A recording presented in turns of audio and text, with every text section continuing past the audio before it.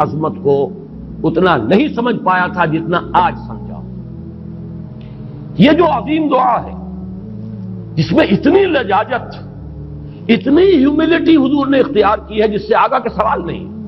اللہم انی عبدک وابن عبدک وابن امتک، اے اللہ میں خود تیرا بندہ ہوں، میرا باپ بھی تیرا ادنا غلام، میری ماں تیری ادنا کنیز. فی قبضتک، میرا پورا وجود تیرے قبضہ قدرت میں ہے، تیرے ہی اختیار میں ہے. فی قبضتک ماض فی حکمک، میرے پورے وجود میں تیرا ہی حکم جاری و ساری ہے. عدل فی قضاؤک، اور جو فیصلہ بھی تو میرے بارے میں کرے، جو بھی کرے وہ عدل ہے، انصاف ہے. کہ ہر چساقی ما ریخت عین الطاف، ماض فی حکمک عدل فی قضاؤک، ناصیتی بیدک، میری پیشانی تیرے ہاتھ میں ہے، جدھر چاہے موڑ دے. یہ جو اپنی نفی ہے، نفی اس اعتبار سے بھی اپنی انانیت کی نفی، انی عبدک وابن عبدک وابن امتک، پھر اپنے وجود کی نفی، اپنی مرضی کی نفی، اپنے اختیار کی نفی. فی قبضتک ماض فی حکمک ناصیتی بیدک عدل فی قضاؤک. پھر دیکھیے واسطہ وہ دیا ہے جس سے اونچا واسطہ ممکن نہیں. اسألوک بکل اسم ہو لک، قرآن مجید میں آیا نا، فدوہ بہا وللہ الاسماء الحسنی فدوہ، اچھے نام اللہ کے ہیں، اس کو پکارا کرو ان ناموں کے حوالے سے. اب نام کہاں سے جمع کریں سارے؟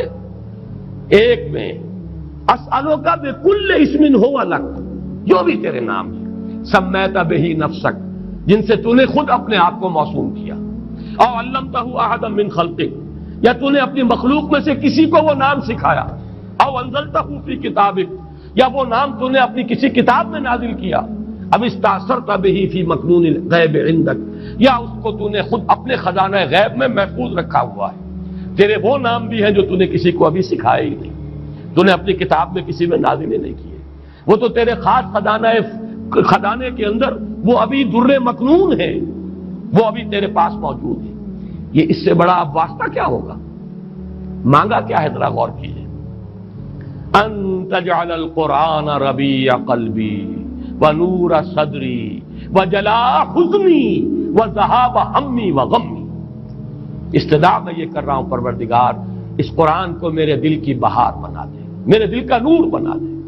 نور صدری، ان تجعل القرآن ربیع قلبی، میرے دل کی بہار، ونور صدری، میرے سینے کا نور، وجلاء حزنی، یہ حزن جو جس سے کہ محمد دوچار ہے صلی اللہ علیہ وسلم، یہ وہ کیفیت جو ہے قبض کی، اس کو دور کرنے کا ذریعہ بنا دے اس قرآن کو. جلاء حزنی وذہاب ہمی وغمی، اور میرے ہموم، میرے تفکرات، میرے غموں کو دور کرنے کا ذریعہ بنا دے. یہ عظیم دعا آج سورۃ الضحیٰ پر غور و فکر کرتے ہوئے، ویسے تو میں تقریباً 30 برس سے اس دعا کا مبلغ ہوں، اس لیے کہ جب میں نے یہاں کام شروع کیا تھا لاہور میں، جو تقریریں کی تھی مسلمانوں پر قرآن مجید کے حقوق کے نام سے جو شائع شدہ ہیں، اس پمفلٹ کے آخر میں نے یہ دعا درج کی ہے.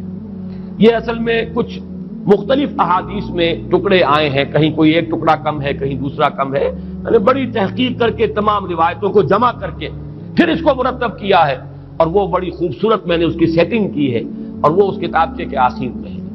اللہم انی عبدک وابن عبدک وابن امتک فی قبضتک ناصیتی بیدک ماض فی حکمک عدل فی قضاؤک، اسألک بکل اسم هو لک سمیت بہ نفسک او علمتہ احدا من خلقک او انزلتہ فی کتابک او استاثرت بہ فی مکنون الغیب عندک ان تجعل القرآن ربیع قلبی ونور صدری وجلاء حزنی وذہاب ہمی وغمی. یہ وہ کیفیت ہے، اور وہ قرآن جو اس کیفیت میں سب سے زیادہ پر تاثیر ہے وہ یہ قرآن ہے. ان دو صورتوں پر مشتمل قرآن، سورۃ الضحیٰ، سورۃ الانشراح. والضحیٰ واللیل اذا سجا ما ودعک ربک وما قلی وللآخرۃ خیر لک من الاولی ولسوف یعطیک ربک فترضی الم یجدک یتیما فآوی ووجدک ضالا فہدی ووجدک عائلا فاغنی.